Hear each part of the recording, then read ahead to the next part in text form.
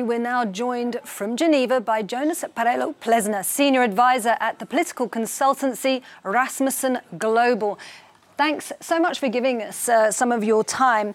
So, war games with China, what's Putin's message there?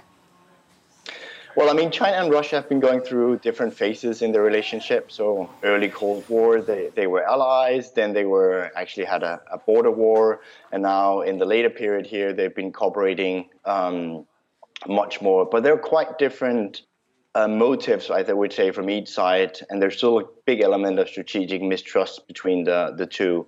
For Russia, it's really about showing that they're a global military power. They've been showing capability in Ukraine. They've been showing capability in Syria, and now they show capability in the Far East as well.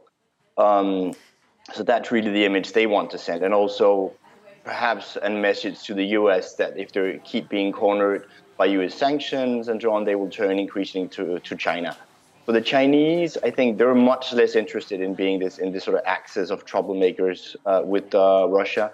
And they much more, if you look at Chinese television imagery, they showed how Xi Jinping was actually at the Economic Forum in Vladivostok and talking about how to build infrastructure in the region and put much less emphasis on the military drills. And if they mention it, it was very much a focus on how this was a contribution to regional peace. So they don't want to be sort of in that way seen besides Russia as a sort of axis against the US and the West.